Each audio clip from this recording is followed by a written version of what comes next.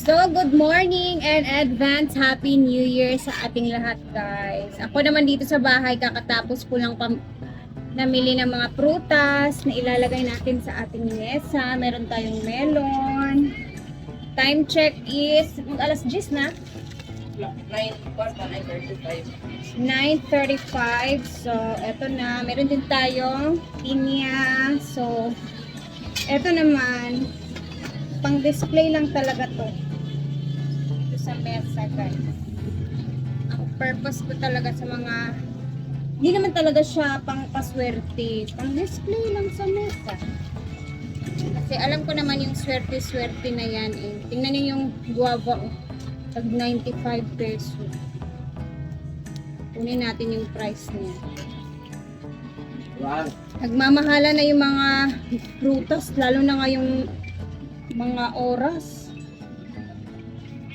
Tsaka yung iba sumasakay din sa panahon. Kaya yung minsan, yung mga prutas pagkatapos ng New Year, naku, nabubulok na kasi sobrang mahal din yung pagkabenta nila. Ayan, meron din ako. Ayan. Sige pang ilabot. Mahurot na na atong prutas karon. Ot ang bukan. Boiled egg, ne?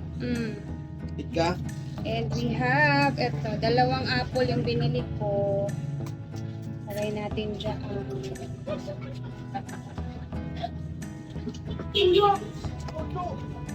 Sobrang busy sa labas, guys. Ang daming namelengke. Grabe. Parang ano. Anyways, mag-ingat tayong lahat ngayong araw. Lalo na kahapon, guys, may nangyari dito banda sa amin. Yung papunta ko kina Milmar na daan banda. Di ba kahapon is pumunta kami ng Balingasag at ikot-ikot kami doon. Namili kami kay Diday.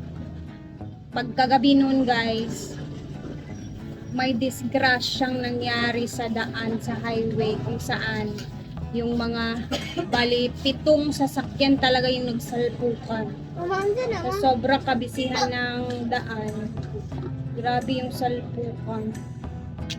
And then may bus, may tanker, yung nakasakay sa mga bus, may nabalian daw, kaya mag-ingat tayong lahat ngayon. Sa mga ginagawa natin, basta mag-ingat lang tayo. Gusto ko talaga to siya. I-display ko lang naman to kasama sa mga prutas, guys. Tsaka alam ko nang hindi talaga sila kumakain nito. Sabi ni Mama, ba't daw ako laging bumibili nito pag New Year? Sabi ko, display ko lang naman yan siya, mother. Para ano yan siya? Para maganda tingnan yung fruit area natin. Ganun.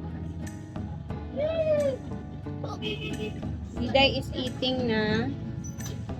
Kumakain na ang bata. Display lang. Nilalagay ko lang siya dyan. Ganun lang. Tapos, where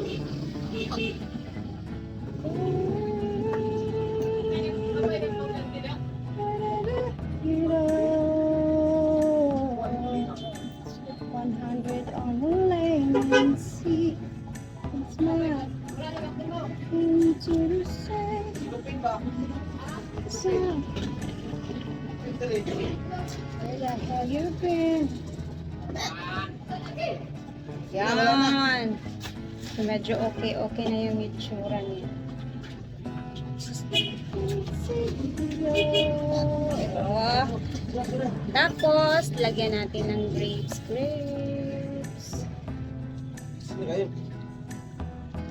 Ay, sirado.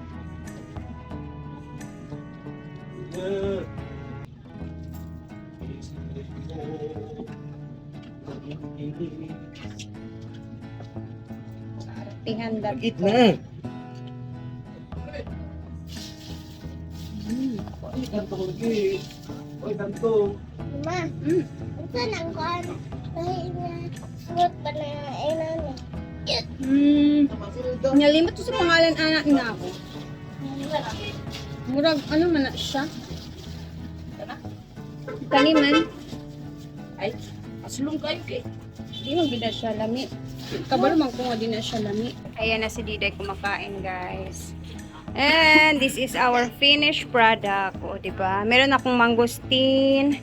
Ito, nakalimutan nito. Pierce. Dong, tanong ba? Matanong mo. Ito, apple, pinya.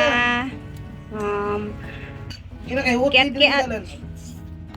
Yung melon, grapes, pineapple, and guava. So, yun lang siya. Yung iba nito is, ano talaga, 12 talaga. 12 na ganito, 12 na ganyan. Pero, it doesn't matter naman kasi alam naman natin na nasa pagsisikap yan ng tao pag sunerte ka talaga sa buhay. So, yun lang talaga siya. Ito, tag 10 peso, 5 na yung laman. So, mamaya na natin i-display to dahil maggagawa din tayo ng pampaswerteng ano so ganitong tawag prosperity ball.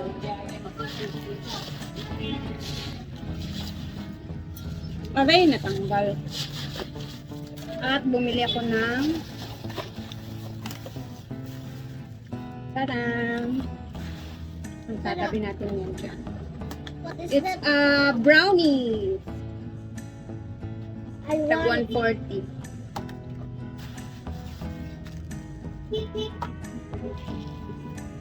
And mamaya, is tingnan natin kung ano yung maluluto natin for New Year's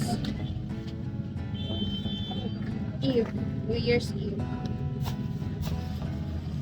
So, syempre, alam kong busy-busy na din kayo guys. And ako'y mag-busy na din. So, syempre, mag-ready-ready tayo sa darating na New Year. Ang gagawin natin ngayon, para sa akin guys, no, ang tama talagang gawin is mag-stay at home muna tayo para safe tayo. Kasi nga sobrang busy ng daan ngayong araw mismo kasi New Year. Mamaya sasalubungin natin yung New Year. So yung daan ngayon is grabe talaga. Sobrang busy and yung mga tao ngayon is nagmamadali. So todo ingat tayo sa biyahe-biyahe na gagawin natin para iwas tayo sa mga disgrasya. And then, ayun, yung aking gagawin ngayong araw is, syempre, maglilihi-lihi. Meron din ako mga parang lihi-lihi na ginagawa pag New Year, guys. So, kumbaga, linis sa bahay, ayusin ng lahat, and then, yung mga parang mga rituals tayong ginagawa na para maalis yung mga negative energy sa ating utak, sa ating dibdib. Parang ganun ba? Yun yung ginagawa ko bago mag 12 a.m. mamaya. Yun talaga yung ginagawa ko. Siguro mga nasa 11:30 yan ginagawa ko ngayon siya. Minsan talaga. Basta meron ako ritual for myself kasi gusto kong mawala yung mga bad energies na from 2025 bago pumasok si 2026. Yan yung ginagawa ko every New Year talaga. So, for me, para sa akin, yes, hindi naman talaga siya tatalab kung wala tayong ginagawa sa ating buhay. So, samahan natin siya ng pagsisikap, focus lang, ganun yung ginagawa ko. So, wala namang swerte na agad-agad tapos wala kang ginagawa. Walang swerte na ganun talaga sa totoo lang. Alam niyo yan. So, samahan natin ang pagsisikap. Trust lang tayo sa syempre kay Papa God sa lahat ng mga ginagawa natin. And maging mabuting tao lagi. Para wala tayong kaaway. Ganun ba? So, yes. Ito na yung talaga ginagawa ko lagi every New Year's Eve. So, sana kayo din.